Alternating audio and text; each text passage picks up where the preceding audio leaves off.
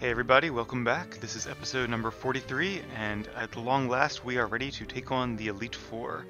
I did spend some time training up our team, all to level 42, or 42 and change, and learning some moves from the move relearner as well. Before we get started, we do have two more TMs. I figured I would wait until we were back on screen to use them. One is going to be Ice Beam, which we are going to teach to Leah. It's my favorite ice move. 95 base power, 100% accurate, and a 10% chance to freeze.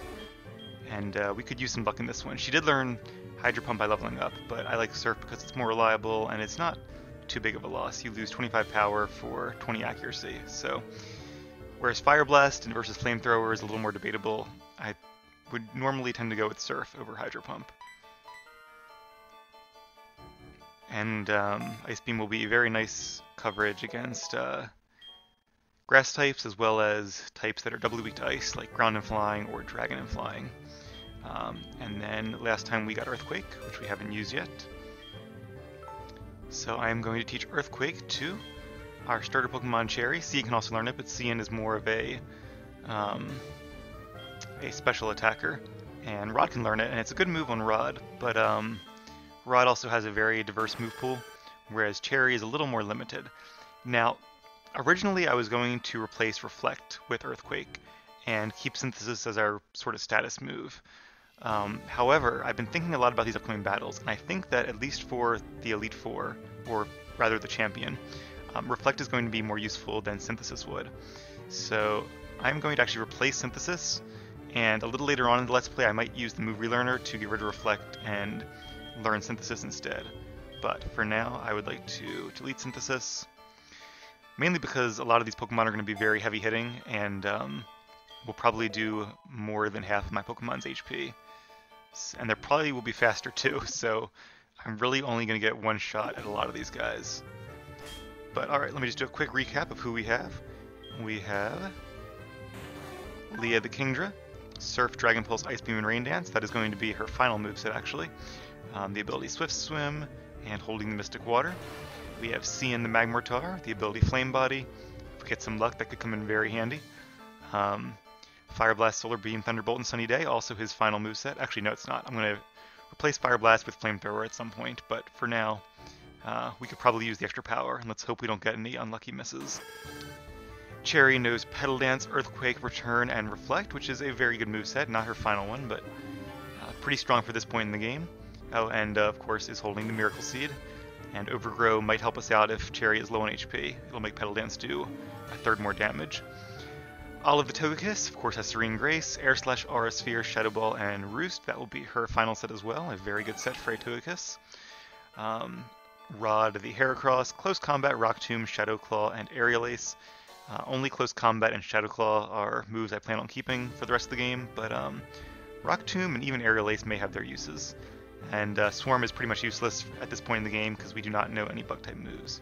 I think I had a dream where Heracross learned Mega Horn, but just a dream. We still have quite a few levels to go.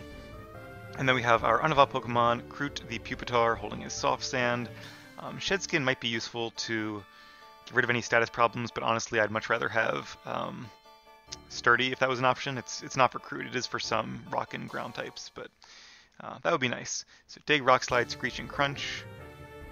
Okay moves. The only one that we're going to keep for the rest of the game is Crunch, and Crunch does not get stabbed until he evolves into Tyranitar, which will not be for a while yet. Some trainers suddenly feel discouraged and leave. My Abra can take you home. But trainers just fly home lately. I feel left out. I'm sure my Abra feels the same way. So I guess in Generation 2 maybe he teleported you back.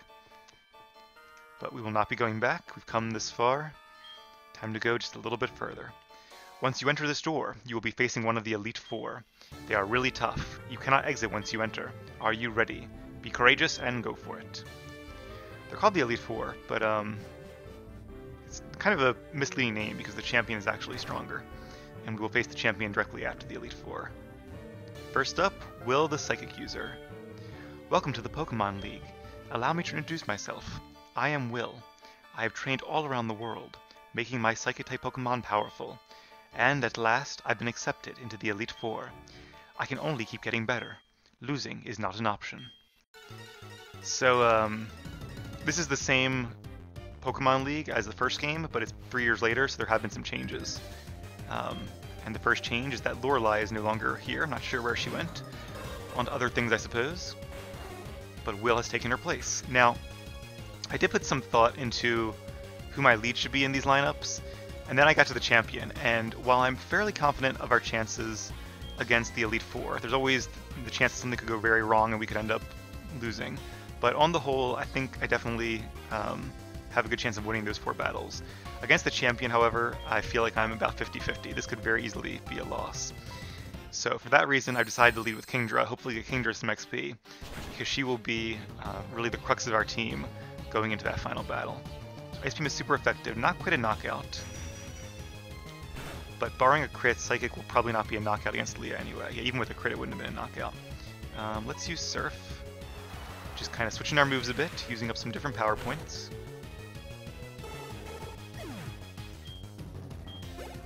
So I do have a strategy going to the champion, and it's going to require a little bit of luck, or at least a lack of bad luck, and is also going to depend on what moves his Pokemon knows and how our Pokemon compare in terms of speed. So there are a few ways I could win, but if none of them happen, then well, then I won't. So I wonder if I should have used Rain Dance last time. I probably should have, because in that case Kingdra would have, well, I don't know, would Surf have been a one-shot under Rain Dance? Maybe not. So Xatu is Psychic and Flying type, therefore weak to Ice. Jinx, however, is Psychic and Ice type, of course. So Surf will be our best chance of attack. And Jinx is faster. Not good news, so I'm really hoping that Leah is going to be faster than some of these Pokemon. I don't think Jinx is that fast with a Pokemon, but I could be wrong. Also, why did I only have that many Surf left? Did I not heal up? Something is very wrong there, but alright. I do have Ether, so it's not the end of the world, but I could have sworn I healed like twice before I began this challenge. Very odd. And Executor. Alright, this is a good matchup. I honestly don't remember. I remember a few of the trainer's Pokemon, but not like their intermediate ones, so I didn't remember, for example, that Will had an Executor or a Jinx. Ice Beam is super effective against a Grass type. I want to say that he has a Slowbro as well, because I think that Lorelei and Will both had a Slowbro, but maybe I was thinking of the Jinx, because they do both have Jinx. Reflect is going to double his team's defenses, but is not going to matter against a special attacker like Leah. I guess it's a good thing that I kept Surf and didn't go for Waterfall. So far so good. Leah's been doing a really nice job here. Okay, so Slowbro. So actually, by complete coincidence, Lorelei and Will do share 2 Pokemon. So Surf and Ice Beam are not very effective. Dragon Pulse is our only choice. But Slowbro has a very high special defense, and I'm not sure if its special defense is high or its HP or just a mixture of both. And its Amnesia is going to make its special defense even higher, double what it would normally be. So we're going to have to hope for a critical hit. I think Dragon Pulse can actually lower their special defense, like a 10% chance, which would be nice, but looks like Slowbro is really buffing its stats up. So it's now at -1 speed, which doesn't matter because, as its name suggests, it's a very slow Pokemon, but it has +1 attack, +1 defense, and +2 special defense. If it knows the ability Slack Off, which is basically Recover, this could be a hard Pokemon to take down. We'll have to rely on a crit or some kind of status effect, which I don't think we really have on our team. See, okay, the Reflect's gone. That could help some of my physical attackers who might come in later. But I'm pretty sure Will's going to use a full restore. Yeah. So Slack Off or no Slack Off. That full restore is going to make this a difficult Pokemon to take down. So let's hope for the critical hit and just keep doing damage on it. We could also use Ice Beam and hope for a freeze, but I'd rather have the crit from Dragon Pulse. It's also very possible that Will have another Pokemon. Okay, so it's using Psychic. That's interesting, because Psychic is a special move. So, if I had a Dark type, I would switch, but I don't have one yet, so we'll let Leah stay in and do a little more damage against Slowbro. So its Psychic attack is not boosted by its Cursing.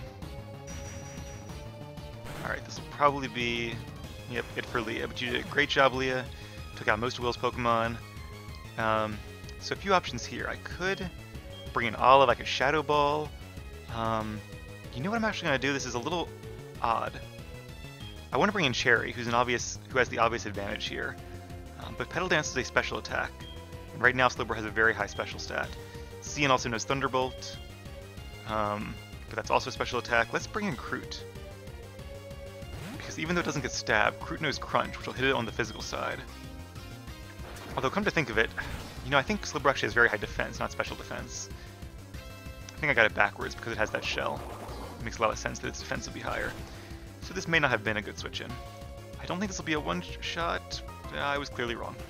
Doubly super effective stab. It's not a powerful move, but it did enough. Alright. Luckily, without a full restore, that should be low enough for Cherry to finish off. Even with the Amnesia boost. Yep, good job, Cherry. Unfortunately, we are locked into Petal Dance now.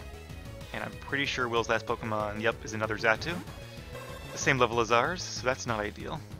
We Psychics don't give up, even when we're down to our last Pokemon. That's what makes us so formidable. You know, I haven't seen a lot of enemy trainers give up when they get down to their last Pokemon, so I'm not sure he's correct on that count. I don't think not giving up makes them any tougher than other trainers we faced. Alright, so we got a little bit of confusion damage. I could switch out Cherry here, but I don't think it's really going to make a difference. There's no reason to bring Cherry in back later because it's not a good matchup against Xatu. So we're going to keep Cherry in and try to get a return off for just a little bit of damage on this Xatu. Luckily, Cherry does have a very good defense. If I kept Synthesis, I probably could actually win this just by eventually healing more than he can damage me.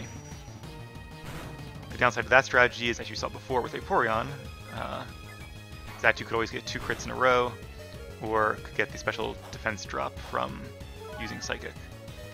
Xatu is holding a Citrus Berry. And there's no reason to use Reflect against a Xatu because it is a special attacker. So if I had Light Screen, that would be different, but I don't. Just Reflect. Alright, let's bring in... we are down to 3 Pokemon left. Not great. Let's bring in Olive. Luckily, these 3 Pokemon each know a move that's super effective against Xatu. Now, Rod is also weak to Xatu. And I don't want to lose this soon, and I also don't want to lose to a Xatu. Xatu's not that strong of a Pokemon. Come on, Olive, just focus. Good job, okay. I think this will be enough to defeat his last Pokemon. Interesting that I'm pretty sure Will is a guy, but his Xatu is female. Not many trainers have Pokemon of the opposite gender from themselves. Alright, good job, teams. That was fun. That was challenging, but not a loss. That's the kind I like. It is a little unnerving, though, that our very first battle here is already so close. Even though I was defeated, I won't change my course. I will continue battling until I stand above all trainers. Now move on and experience the true ferocity of the Elite Four. Yeah, with a couple Xatu on his team, I don't know. I'm not too impressed by Will. And I did buy all those revives, so those might come in handy. We do have some max revives too, but I would rather not use those because we cannot just buy more of those. Alright, so let's revive our fallen Pokemon. I don't think we used too many power points yet, so I'm not going to bother using an Ether or an Elixir. We'll save those for a little later on. But let's use a revive, and I think 2 Citrus Berries should probably do the trick. Now, due to rounding, it might leave them with like 1 HP left, but or less. So I think berries probably round down. So it looks like Lee will be evenly healed. I think Cherry, I don't know. But it looks like Kroot will be 1 HP short of max. Which, who knows, that could make the difference, but again, I'm not super worried about the other members of the Elite Four. The final member of the Elite Four could be the most challenging, but I still think the odds are in our favor. Alright, here we go. If we do happen to lose the champion, I'll redefeat the Elite Four off screen and just come back and show you guys the champion fight. But either way, that'll probably be next episode. Alright, so once again I'm going to lead with Kingdra just because I really want that XP on her for our last battle. Fwahahaha! I am Koga of the Elite Four. I live in shadows, a ninja. My intricate style will confound and destroy you. Confusion, sleep, poison. Prepare to be the victim of my sinister techniques. Fwahaha! Pokemon are not merely about brute force, you shall see that soon enough.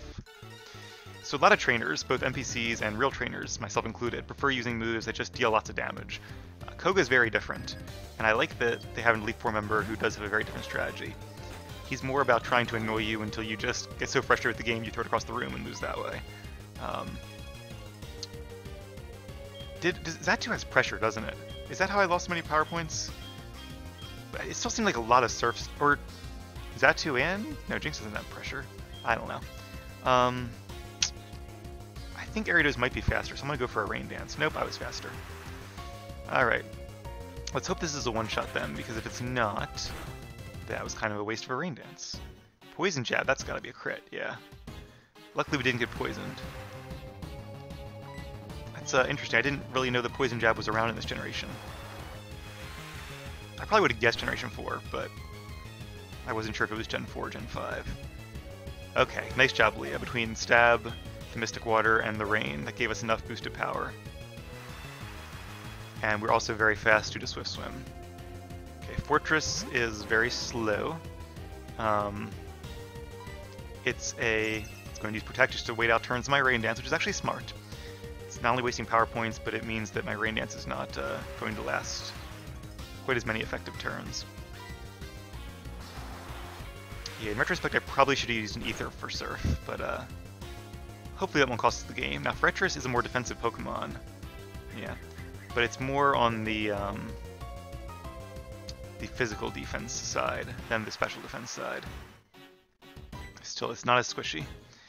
I'm going to use Ice Beam, because I'm pretty sure Koga's going to use a full restore. If he doesn't, then I can just use a Surf and finish it off next turn. But even now, I might get the Freeze, which really I guess wouldn't matter at all. I just want to save my power points of Surf for his later Pokemon. Alright. Not very effective, and the rain stopped. So yeah, the freeze would have been actually really nice there. So either way, I'm not going to one-shot it. The question now is, do I want to try to do enough damage to... Unless I get a crit. If I get a crit, that'll be a one-shot. Do I try to do enough damage and hope it doesn't one-hit KO me? So the conservative thing to do would be to use Surf. So I don't know if Fortress can finish me off in one hit. It's the same level, so maybe. Rain Dance is a little more risky. Let's go for Rain Dance and see what Fortress can do. Because if it can finish me off in one more hit, then I'm not going to be able to defeat it either way. Okay, Toxic Spikes. So Toxic Spikes are an entry hazard. There's 3 entry hazards. Toxic Spikes, Spikes, and Rock... Not Rock Tomb, what's it called? Not Stone Edge. Stealth Rock. Once again, Koga is wasting my time. It couldn't have protected the turn I used Rain Dance. That would have been really nice. I wasn't even thinking about that, but that would have been another reason to use Rain Dance there. So Toxic Spikes, if you have one set of spikes out, whenever I switch in a grounded Pokemon, so a Pokemon that doesn't have Levitate as their ability or isn't Flying type, it will become poisoned. If it has 2 stacks of Toxic Spikes, it becomes badly poisoned, as if it was hit by the move Toxic. So it looks like all of our Pokemon except for Togekiss are going to come in and be affected by bad poison. Not great. But also not the end of the world. So Muck is a pretty bulky Pokemon. I don't think this will be a one-shot. Again, unless we get a crit. But it should do more than half of its health. Okay. Not quite as much as I was expecting, but still a decent chunk.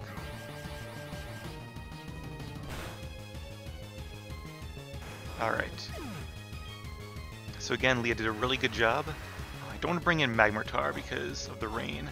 Does Muck have a Citrus Berry or leftovers? Black Sludge, okay, interesting. That's a, it's very similar to Leftovers, but it only heals health for poison Pokemon. I think it might even take away health if it's stolen by a Pokemon that's not poison, or given to a Pokemon that's not poison. So, we have no Psychic attacks on our team, do we? Huh, I just realized that. And to be honest, I don't think we will for the rest of the game. We could bring out Kroot for a ground attack. But I don't think Kroot, again, I'm always thinking with the champion in mind, and I don't think Kroot is going to be useful against the champion. Hopefully I'm proved wrong and he like does a clutch play and wins us the fight. That would be awesome. But I'd really rather give the experience to Olive, so let's bring her out. She won't be poisoned, but it doesn't really matter because at this point any Pokemon we bring in besides her is going to be poisoned, so it really doesn't matter too much which order I bring them in. it might cost me some more P.E.K.K.A berries. Okay, now Crobat is faster, so it can't be flinged. And even if it wasn't faster, it couldn't be flinched because it has the ability Inner Focus. See, that's what I'm worried about, double team. I do have the move Aura Sphere, which always hits, but being poison and flying, Crobat doubly resists poison and flying. So I am really worried about it getting some double teams up. Well, that wasn't a crit, okay. And just getting really bad luck and missing. That's Koga's win condition here. Relying on luck. Okay, Wing Attack is a 60 base power flying move. It won't do too much damage. I'm kind of surprised it didn't use like Poison Jab or something like that. Luckily, Crobat is a pretty squishy Pokemon. Of course, now he's going to use Full Restore, but... Oh, he's not! Interesting. Maybe Koga only has the one Full Restore? Nice. We got a little bit lucky there with some hits. Air Slash isn't guaranteed to hit, even under regular conditions. So with all those double teams, he definitely could have missed. And Venomoth, okay. So his best one was the Crobat. I knew that. So I remembered he had Ariados and Crobat, but I didn't remember the others. It's funny how his team has changed so much. Like, Weezing was his best in the Kanto games, but the only one he really keeps between the games is Muck. Like, I would have rather he kept... If he keeps just one, he should have kept Weezing. It'd be nice to see him keep Weezing and Muck, though. A little bit of consistency. It would have been really nice if Golbat was his, like, even if not his best Pokemon, like one of his Pokemon in the first game, and then he could have evolved it here in Generation 2, but they obviously weren't thinking or planning that far ahead. I subjected you to everything I could muster, but my efforts failed. I must own my skills. Go on to the next room and put your abilities to the test. That's the plan. Once again, we're going to heal up. Where's our revives? There they are, 29 to go. I think that should be enough. Because even if we lose 5 Pokemon on the next 2, that's only 10, so yeah. We're definitely good in terms of revives. Okay. Citrus Berry. Also, I did, if you remember, I said I was going to go back and see what was behind that whirlpool on Route, I think it was Route 26, the one by Tojo Falls. You know what, we have so many citrus berries, I'm just going to heal the 2 health. You never know. I can always grow more. At this point, I'm growing them faster than I'm using them, so let's just play it safe. Or let's play it paranoid, I guess would be a better way to say that. But I did look up just to see what was there to make sure it's something I want, and it turns out it's the TM for Dragon Claw. Dragon Claw is an 80 base power, 100% accuracy Dragon type attack. So it's a good solid attack. But our resident Dragon type, as you may know, does not have claws. So it really wouldn't be a point to have it. Plus, it's a physical attack, and I'm training up our Kingdra to be a special attacker. So even though it can learn some physical attacks like Outrage, I'm going to stick with Dragon Pulse. Probably. I reserve the right to change my mind because this Kingdra actually does have slightly higher physical attack. What was it going to do? Oh, Ether. Yes, let's use an Ether on Surf. If I can find one. I know I had a few left. I think I've only used one so far. Did I pass it already? Yes, there we go. Nope, not Awakening either. So who knows, maybe later on we'll change Dragon Pulse to Outrage, being my favorite move. But not for now. For now, Dragon Pulse it is. And Dragon type attacks are pretty good as a stab attack, because they're only resisted by Steel types, and then their Fairy types are immune to them in later generations. But as far as coverage moves go, because they're only super effective against other Dragon types, they're not the best coverage attacks. If you don't have Stab, I wouldn't recommend learning a Dragon type move, unless you have like no other options. I am Bruno of the Elite Four. I always train to the extreme because I believe in our potential. That is how we became strong. Can you withstand our power? I see no fear in you. You look determined, perfect for battle. Ready, Joe? You will bow down to our overwhelming power. Hoo-ha! Alright, Bruno, the fighting type Pokemon Master. He was around in Generation 1 as well. He's been promoted a bit, I guess. Koga was a gym leader who became part of the Elite Four. So Bruno moved up a spot. Agatha is not here anymore. Probably be a fake out here, but let's go for the Rain Dance. Oh, no fake out. Interesting. Counter. Oh, okay. So there's a popular theory, which I think is likely, that Agatha probably passed away because she seemed to be rather on in years, even in the Generation 1 games. And this is, of course, 3 years later. Or maybe she just retired. Let's just say she just retired, because At some point, I'm sure the stress of Pokemon battles is a little too much. So counter will reflect the damage from physical attacks. Luckily, our Kingdra is a special attacker and did not fall into that trap. Mirror Coat is the equivalent for special attacks, which is why Wobbuffet was actually, I think, banned from competitive play for a while. Plus it has the ability Shadow Tag. The way to defeat Wobbuffet is to constantly switch, so they gave it Shadow Tag, which makes, which removes the option to switch. Onyx. I thought he had a Steelix. Wow, I'm really surprised. I was almost sure he had a Steelix in this one. Maybe that's only in the, it's probably in the rematches is what it is, that I'm thinking of. I'm not sure if it's the Generation 1 rematches, or these rematches, or probably both actually, but it's kind of surprising. It's good for a fighting type user to have an Onyx though, because it's a rock type, and one of the main weaknesses is flying. Steelix would have been better, because it can still learn rock type attacks, it resists flying, but it also resists psychic. So there's Machamp, his best Pokemon. Luckily Machamp has a better defense than special defense, so this should do a lot of damage. It might not be a one-shot because it is at a pretty high level, but it should be pretty darn close. And I imagine it's holding a Citrus Berry. Not as close as I thought. It's still enough to be a 2-hit KO. Can we survive a Cross Chop? That's going to be a lot of damage, and we already are weak. No, we're not weakened, we're full HP, so maybe. Okay, good job. The rain stopped. That's unfortunate. I need to keep better track of those rain turns. So I don't think we're going to defeat this Machamp. I could weaken it for my later Pokemon, but I want to be a little risky here and go for the Ice Beam and hope for a Freeze. A Freeze is a little more likely than a crit. Crit is 1 in 16 chance, Freeze is 1 in 10 chance. Didn't get it. He could have missed the Rock Slide. That also would have been great because I could have finished him off, but didn't miss. That is a knockout. But good job, Leah. Once again, you did a nice job sweeping through the team, and once again, I'm going to bring out Olive for some more XP. And because Olive is just a good matchup here. Machamp's fighting type attacks will be normally effective against Olive because she's normal and flying. But Olive will be faster and will be super effective with Air Slash. And Machamp does know Rock Slide, which is a really good coverage move for any fighting type, because like I said, fighting is not good against flying, but Rock is super effective, so it's a really good type combination. He has 2 more left, which I believe are Hitmonchan and Hitmonlee. I don't know if Air Slash will be a 1-hit KO or not. Probably not, but it'll be close. Nope, it was. Great. Happy to be wrong there. Hitmonchan has good defense, but I wasn't sure about its special defense. Even if it's not a 1-hit knockout, though, as long as it hits, they only have like a 40% chance of attacking. Fight as hard as you can until you faint. That's the plan. Good advice, Bruno. Sometimes I do like switching Pokemon around when it is advantageous, but as we've seen before, it can also get me in trouble, so I'm trying to only switch when I'm pretty sure my incoming Pokemon resists their attack. Why? How could we lose? Just like that. Having lost, I have no right to say anything. Go face your next challenge.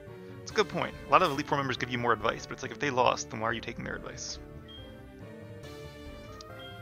That's probably too, a little too harsh there. I mean, they are Elite Four members, so they probably do know what they're talking about and have a lot of wisdom to impart. Let's go ahead and just use a Moo Moo Milk. Save some time here. I think we're still okay on power points. Alright, this will definitely be the toughest Elite Four battle yet. Whereas Bruno is pure power and Koga is all ninja techniques, Karen will be a mixture of both. I am Karen of the Elite Four. You're Joe? How amusing. Well, I don't know why that's amusing, it's just my name. I love Dark-type Pokemon. I'm known for my overpowering tactics. Think you can take them? Just try to entertain me. Let's go. So a little bit of a spoiler, but she does not have a Tyranitar, which is kind of surprising. You think she might have one in the rematch. I really hope she does, because she is a Dark-type trainer. I guess like KAR or All in Dark, kind of an anagram almost, sort of. So she actually has a few Dark-type Pokemon. Once again, let's go for, I don't know, Umbreon is very defensive. It's one of those Pokemon that might not be 1-hit KO'd by a Rain Dance Surf, but might be 2-hit KO'd by 2 Surfs. Let's try for the 2 Surfs, and we'll see how much damage this does. It's probably going to use like Confuse Ray, Double Team. Oh, that's such an annoying move. Double Team is actually banned from most competitive play because it's so luck-based and it's so annoying, and it's not really a skill move. Luckily, we could bring in Togekiss and use Aura Sphere, which would be super effective and a guaranteed KO. Confuse her. Okay, let's go ahead and switch, because Umbreon I don't think can learn any super effective attacks against a Olive, and that'll get rid of confusion and put us in a really good position to finish off this Umbreon. That way Leah can escape with full HP and can maybe come back in later. Feint Attack, it's only a 60 base power dark type move. I'm pretty sure Umbreon cannot learn Crunch, so it's resorting to using Bite or Feint Attack. Feint Attack is the advantage of always hitting, whereas Bite normally always hits, but it can be reduced by evasion or accuracy changes. But Bite does have a chance to flinch, so I prefer Bite, all else being equal. But Feint's basically the same thing. Alright, we both got a little bit of experience. Houndoom, her best Pokemon. We've already seen a Houndoom as well, so it's kind of surprising, again, that she doesn't have a Tyranitar. It almost seems like they were planning to give Karen Tyranitar, but maybe during testing realized it was too powerful. Not sure. They did give her a Houndoom with Nasty Plot, though, which is going to make this very tough. That doubles Houndoom's special attack, and unlike the last Houndoom we fought, which knew, like, Bite and Fire Fang, this one probably knows, like, Flamethrower and maybe still Crunch. Maybe Dark Pulse. That would be bad. So this Houndoom is going to do a lot of damage, and I don't think it'll sweep my team, but it's going to be tough. Alright, so let's hope that Olive can survive whatever it's about to do. Flamethrower is kind of what I was thinking. That's its best attack, and it's basically super effective because he has a +2 special attack boost. Now, can Olive survive? It's going to be close. Come on, Olive, come on! Yes! Good job, Olive! Those extra levels definitely helped, and Togekiss is a naturally bulky Pokemon with a naturally high special defense stat. That should be enough, just barely, but that was very well done. Olive is low on HP, but that was her toughest Pokemon. Gengar, however, is not Dark-type, but is also very powerful. If we weren't faster, or if we had more HP, we'd be in good shape here. But I think Gengar is faster, and it probably knows some move, like a Dark Pulse, probably, that's going to finish me off. So I could try to save Togekiss for her last Pokemon. Let me just think about this one a bit, because I do remember, or she has 2 more Pokemon. I do remember what they are. But I think we're going to be okay against them, even if Olive... Although Olive is faster. Should I switch it out? If it uses Dark Pulse... There's nobody I really want to switch into a Dark Pulse. Rod would resist it, but then Gengar gets another attack because Gengar is faster. And a Shadow Ball would probably not KO Rod, but it would do a lot of damage. So let's see if maybe we were, like, somehow faster. Or, okay, Focus Blast could have missed there. That would have been nice. Focus Blast is a fighting type attack, so it has great coverage with its Dark type attacks. In fact, it has perfect coverage with its Dark type attacks, as we talked about before. The same way Olive, Shadow Ball, and Aura Sphere do.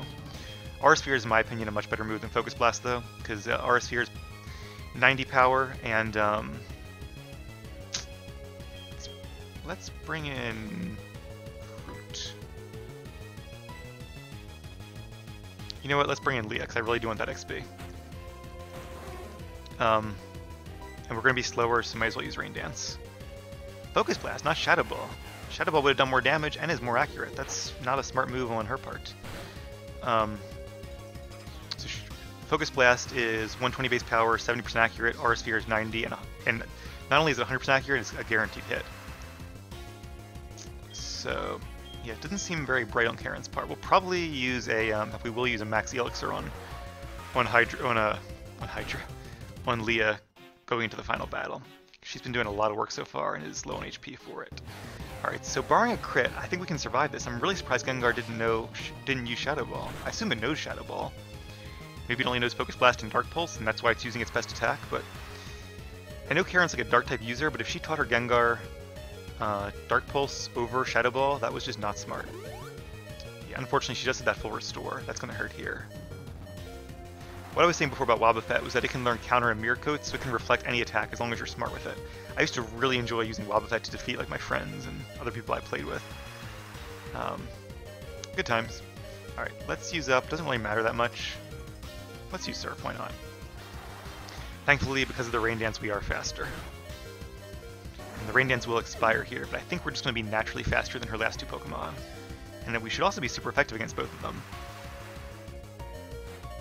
That being said, I'm not sure against a Vileplume we will be a one-shot, so let's give it a go. At the very least, this will probably take it down to about the same range I am, and it would be great if it's a one-shot.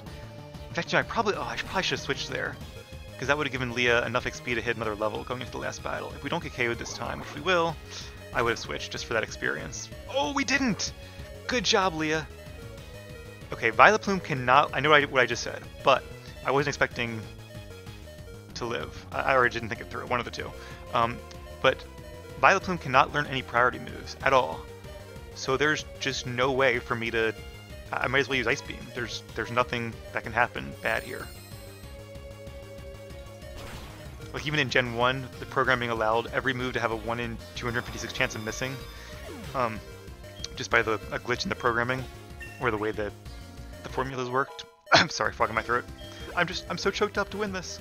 No. And her last is a Murkrow, so this is far from being backed into a corner. I'd say this is a pretty sharp corner. So I'm sure this... Oh, Murkrow is fast. That's right, Murkrow is fast. I forgot about that. I always think that because it's such a weak Pokemon, all of its stats are low, but it's not. It does have good speed. So our two strongest Pokemon are fainted. That's not ideal, to be honest with you.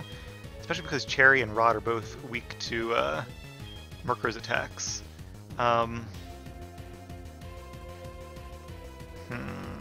Let's send out...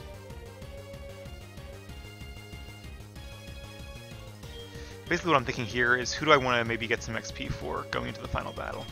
Because Kruger's the best advantage, but because she only has one Pokemon left, even worst case scenario, all 4 of our Pokemon are going to face her at some point. So I might as well send out the one I want to use first. Let's send out...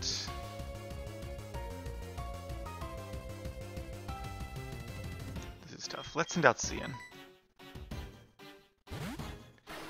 Like this, what I chose here to send out could have been what ends up determining our next battle. Thunderbolt's super effective. Murkrow will do some damage with Sucker Punch, but more than I expect. Maybe I'm underestimating Murkrow. It's definitely not as good as Honchkrow. Even Honchkrow is not the most amazing Pokemon in the world, mainly because it has a not the world's best move pool. But yeah, Murkrow might have decent speed and attack, but it doesn't have good special defense or HP. So I'll be looking forward to the rematch. Oh, Flamethrower! If I would have known that, I definitely would have brought out Cian. Not that it's going to matter, because I'm pretty sure every single one of the Champions Pokemon resists Flamethrower. But I guess I'll learn it, because it'll save me. Otherwise I have to use a TM or a move relearner. So let's go ahead and learn it now. They have the same chance to burn, which will actually be the best part about it, because the Champions Pokemon are primarily physical attackers. Well, aren't you good? I like that in a trainer. Right, looking forward to my rematch against the Elite Four quite a bit, because then they'll have really strong Pokemon, but of course, so will we. Strong Pokemon, weak Pokemon. That is only the selfish perception of people. Truly skilled trainers should try to win with the Pokemon they love best. In the previous game she says with their favorites. I don't know why they changed it. I like your style. You understand what's important. Go on, the champion is waiting. Yeah, I definitely can agree with that too. That the games are more fun if you use Pokemon that you enjoy using. And luckily the Pokemon I enjoy using tend to be ones that are also pretty strong, so that works out well. So, I'm going to take a short break here, heal up our Pokemon, and also switch around some held items, and I'll explain that. I might even do that on screen, just to kind of explain my thought process as I'm going, because this last battle is going to be our hardest one yet. Unlike the Kimono Girls, which I could have won if I just played better, this is one that I think no matter how good I play, the champion still has a very real chance of winning. So it's going to be a lot of fun either way. I hope you guys are as excited about it as I am, and I hope you stay tuned. See you next time.